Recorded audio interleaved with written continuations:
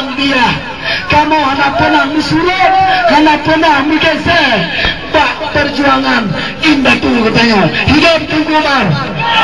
Hidup Tunku Umar. Hidup Lena. Hidup Pak Adamu. Terus semangat. Kau muslimin, ukir kamu dunia oleh Partai Aceh yang di Kabupaten Aceh Barat. Dalam halnya Matang Muslimia, Matang Kepercayaan Mbak Abu Yus selaku Kakanda Getanya Bandung. Mudah-mudahan tak melacak Allah.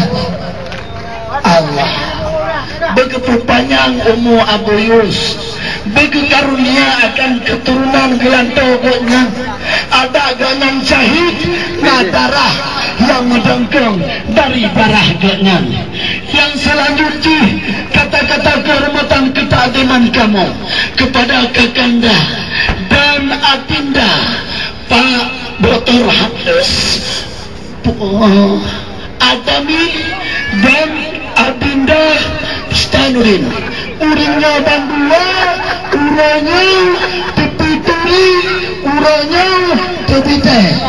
Tepite wala tanggal 10. Bena halangan gede pada Allah. Satan katanya di adu pada Aceh Barat. Tanya ikuti pelantikan bupati katanya pakat. Tanggai badi. Tanggai gauri janjinya daripada ini semua. Maka uring masyarakat kampungnya itu yang pertama tak baca doa dengan Yasin berat bertakut Pak Adami pegang. Jangan coba-coba Pak Adami. Kamu orangnya setia tak gerau. Lama hujan mudah.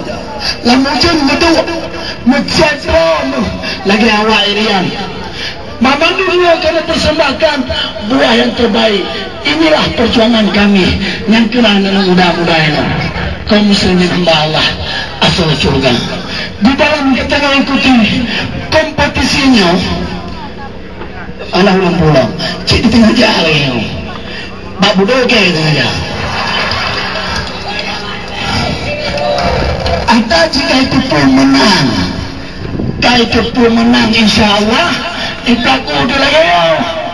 Ada menepai lagi juga betul kamu hamilite. Hidup Aceh. Hidup Pak Adami.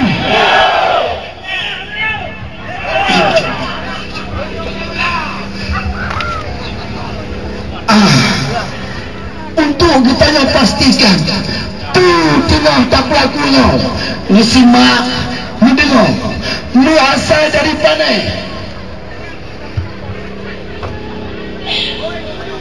kita ditanya